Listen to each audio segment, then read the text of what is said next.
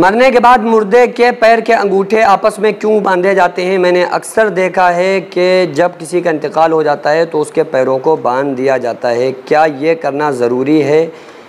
بتا دیجیے۔ دیکھیے، مرنے کے بعد بہت ساری ایسے کام ہوتے ہیں کہ مردے کے پیروں کو آپس میں انگوٹھے جو ہوتے ہیں نا، پیر کے انگوٹھے، ان کو باندھا جاتا ہے، اس میں ایک چڑ باندھ دی جاتی ہے۔ اسی طرح سے سر میں ایک پٹی کو اس کے باندھ دیا جاتا ہے، اور تاکہ وہ مردے کی جو گردن وغیرہ ہے نا، اس میں اس کے جبڑے سے لے کر سر سے اس طرح سے اس کے، جس طرح سے عورتیں نماز میں دوپٹہ ہوتی ہیں، ایک چٹ لے کر، کپڑا لے کر، سر سے لے کے تھوڑی کے نیچے تک لا کے اس طرح سے اس کو باندھا جاتا ہے۔ تو آخر اس کا ریزن ہے کیا، اس کی وجہ کیا ہے، وہ میں آپ لوگوں کو بتا دیتا ہوں۔ مرنے کے بعد، انتقال کے بعد جب اس کی روح کو فرشتے نکال لیتے ہیں، یعنی کہ روح قبض کرنے والے فرشتے تو حضرت اسرائیل علیہ السلام ہیں۔ اسرائیل علیہ السلام کے ساتھ اور بھی فرشتے آتے ہیں۔ اسرائیل علیہ السلام روح کو نکال کر ان فرشتوں کے حوالے کرتے ہیں۔ وہ فرشتے جیسا بھی نیک بندہ ہوتا ہے، برا ہوتا ہے، اس کا اسی کے حساب سے اس کا ویلکم استقبال کیا جاتا ہے، اس کو آسمانوں پر لے جاتے ہیں۔ تو جو انسان کی باڈی ہوتی ہے، باڈی یہ حرارت کھو چکی ہوتی ہے، کیونکہ آقا علیہ الصلوۃ والسلام نے ارشاد فرمایا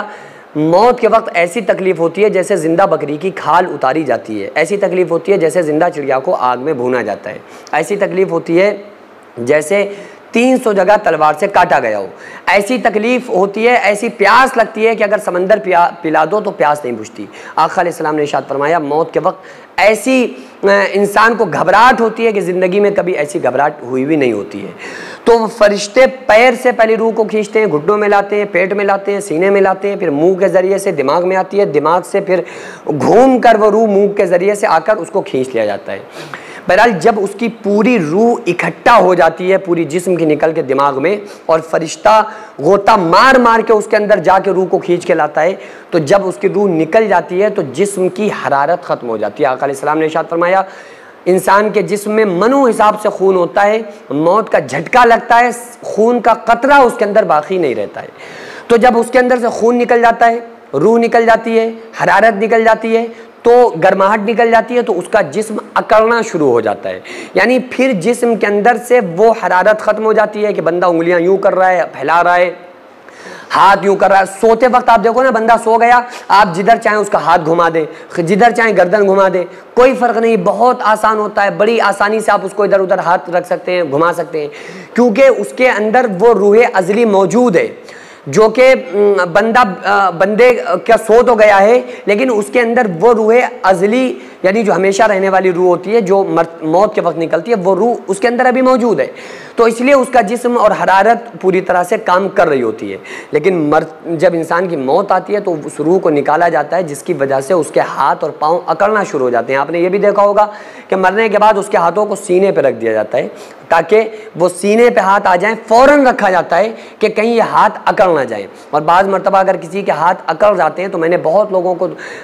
کے جنازے کو پڑھایا ہے، ان کو دیکھا ہے، ان کو غسل دیا ہے، تو وہ پھر اکڑ ہی جاتے ہیں، تو بڑی مشکلوں سے یا رکھ پاتے ہیں، بعض کا رکھ بھی نہیں پاتے ہیں۔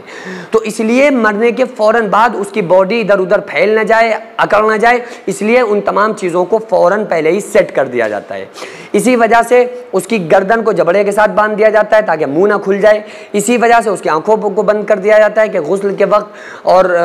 تدفین کے وقت اس کی آنکھوں میں مٹی وغیرہ نہ جائے، پانی نہ جائے، اسی وجہ سے اس کے پیروں کے جو انگوٹھے ہوتے ہیں ان کو باندھ دیا جاتا ہے کہ پیر آپس میں دوری اختیار نہ کر لیں، پیر ایک دوسرے الگ ہو کے کہیں پھیل نہ جائیں، تو اسی لیے اس کے اعضاء کو سیٹ کر دیا جاتا ہے تاکہ قبر میں جب یہ بندہ رکھا جائے اس مردے کو تو کوئی تکلیف پریشانی نہ ہو۔ سینکڑوں ایسے غریب پریوار جو فاقہ کر کے زندگی گزار رہے ہیں، اور بہت سے ایسے مجبور لوگ جو غربت کی وجہ سے بیماریوں سے جوجھ رہے ہیں اور ان کے پاس علاج کرانے کے لیے بھی پیسے نہیں ہیں، تو ان غریب فیملیز کو ہر مہینے ہماری سوسائٹی راشن دیتی ہے اور ان غریبوں کا فری میں علاج کراتی ہے۔ تو آپ لوگ ہمارے ساتھ مل کر ان بیوہ عورتوں اور یتیم بچوں کا سہارا ضرور بنیں اور ان کے راشن اور دوا علاج کے لیے زیادہ سے زیادہ تعاون کریں، اور یہ ارادہ کریں کہ غریب کے بچوں کو انشاءاللہ بھوکا نہیں سونے دیں گے، اور ہر ہفتے ہر مہینے آپ لوگوں سے جو بھی ہو سکے آپ تعاون ضرور کریں۔ ان کو 10 سال سے جو لوگ بستر پر پڑے ہوئے ہیں، انشاءاللہ تعالی ہم سب مل کر ان غریبوں کا علاج بھی کرائیں گے، اور ہر مہینے انشاءاللہ تعالی ان غریبوں کو ہم راشن پہنچائیں گے۔ یہ سوسائٹی کا اکاؤنٹ نمبر ہے اور یہ اسکینر ہے، آپ لوگ اس اکاؤنٹ پر